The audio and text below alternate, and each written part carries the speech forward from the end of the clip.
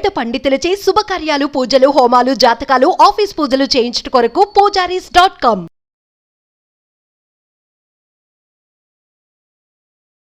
నమస్తే, welcome to Suman TV. నేను మీ యామ్ని. ప్రస్తుతం మనతో ఉన్నారు ప్రముఖ ఆధ్యాత్మికవేత్త, ప్రముఖ జ్యోతిష వాస్తు పండితులు మాడుగుల శివప్రసాద్ గురువు గారు ఉన్నారు. గురుగారితో మాట్లాడదాం. అదేవిధంగా మనకి సెప్టెంబర్ నెలలో 12 రాశుల వారికి ఏ విధంగా ఉంటుంది, ఎలాంటి పరిహారం చేసుకోవాలి, ఈ విషయాల గురించి కూడా అడిగి తెలుసుకుందాం. నమస్కారం గురుగారు. ఆశీర్వచనం తల్లి. గురుగారు, సెప్టెంబర్ నెలలో ఉండి ధనుసు రాశి వారికి ఏ విధంగా ఉంటుంది, ఎలాంటి పరిహారం చేయాలంటారు? ధనుస్సు రాశి వారికి మిశ్రమ ఫలితాలు గోచరిస్తూ ఉన్నాయి. కొంతవరకు మేలు ఉంది. ధనము అనేటువంటిది ఆదాయం యథావిధిగా వస్తుంది, రావాల్సినటువంటిది. స్థిరాస్తులు అనేటువంటి దాని మీద కొంత వీళ్లకు ఇంతకాలము మాకు ఆ స్థిరాస్తి రాలేదు అని పోట్లాటలు ఏవో జరిగి ఉంటాయి. లేదా వాటి గురించి పట్టించుకోకుండా ఉంటారు. లేదా ఉంది కానీ ఎప్పుడో పంచితే పంచుతారు, లేకుంటే లేదులే అనేటువంటి భావనతో ఉన్నటువంటివి కానీ అవి ఒక కొలిక్కి రావటం జరుగుతుంది. ఈ మాసములో ఇళ్ళు కావచ్చు, స్థిరాస్తులు, పొలాలు కావచ్చు, ఈ రెంట్లు ఏదైనా కావచ్చు, వీళ్లకు మేలు జరుగుతుంది. దూర ఆలోచనలు, గతంలో బాగా దూర ఆలోచనలు ఏవైతే చేసి ఉంటారో అవి ఇప్పుడు వీళ్లకు పనికి వస్తాయి. అప్పుడు అది చేసినాం కాబట్టి ఇది మనకు మేలు జరిగింది అనేటువంటి భావన వీళ్ళు అనుకోవడం జరుగుతుంది గాక.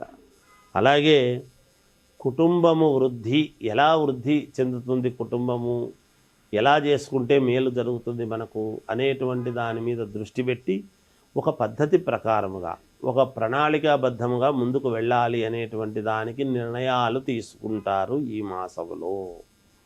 అలాగే వృధా భ్రమణం అంటే తిరగటం అనేటువంటిది వృధాగా అవుతుంది. 1-4 సార్లు తిరుగుతారు పని కావాలి అని, ఆ పని కాదు. కాక కొంచెం నేను అనవసరంగా తిరగాల్సి వస్తుంది, 1-10 సార్లు ఎన్నిసార్లు తిరుగుతామబ్బా ఈ పని మీద, ఇబ్బందిగా ఉంది అని మానసికంగా కొంచెం ఇబ్బంది కలుగుతుంది. ధన వ్యయం, ఉన్న ధనము వ్యయం కావటం, వచ్చేది ఎట్లన్నాయ కానీ కొన్ని జరగాలి అన్నప్పుడు ఉన్నది ఖర్చు పెట్టుకోవాలి కదా, తప్పదు కదా. అలా ఉన్నది అయిపోతుంది అనేటువంటి బాధ. అలాగే బంధువులకు, ఎవరో వీళ్ళకు బాగా కావాల్సినటువంటి వ్యక్తులకు అనారోగ్యము జరిగితే దానికి వెళ్ళాల్సినటువంటి పరిస్థితి అనూహ్యముగా ఉన్నట్టుండి వెళ్ళేటువంటి ఇది ఉన్నది. అలాగే గృహములో శుభకార్యాలు జరుగుతాయి. ఇలా ఉండిన శుభకార్యం అయితే చేస్తారు.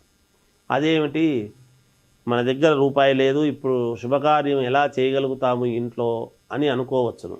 కానీ వీళ్ళు ధైర్యముగా శుభకార్యం చెయ్యాలి అని మొదలు పెడితే ఎక్కడి నుంచో ఒక చోటు నుంచి డబ్బు వస్తుంది, పూర్తి చేస్తారు, తప్పకుండా చేసి తీరుతారు. శుభకార్యము అనేటువంటిది ఖచ్చితంగా చేస్తారు. అయితే అండి, ఏమైనా ఆరోగ్య సమస్యలు అంటున్నాయా ధనుసు రాశి వారికి? ఉన్నాయమ్మా, చిన్న అనారోగ్య పరిస్థితులు ఉంటాయి, చిన్నవి. దానికి చేసుకోవాలి, చెప్తాను తప్పకుండా.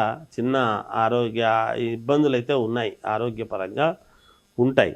బంధుమిత్రుల యొక్క సమాగమనము, అదే ఇంకేదైనా శుభకార్యం జరిగితే తప్పకుండా అందరు రావటము, దానికి వీళ్ళు ఖర్చు పెట్టడం కూడా జరుగుతుంది. తప్పదు కదా, ఉన్నదే ఖర్చు పెట్టుకోవాల్సి వస్తుంది.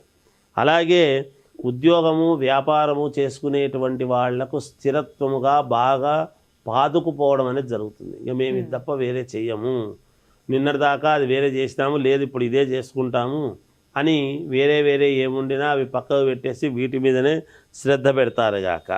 అలాగే అధికారుల యొక్క మన్ననలు పొందటం, ఉద్యోగస్తులు కానీ వీళ్ళు. అలాగే శారీరకమైనటువంటి శ్రమ అధికముగా ఉంటుంది. దేహానికి కాస్త దేహపీడ, అనారోగ్యం అనేటువంటిది కూడా ఉన్నది కాక వీళ్లకు.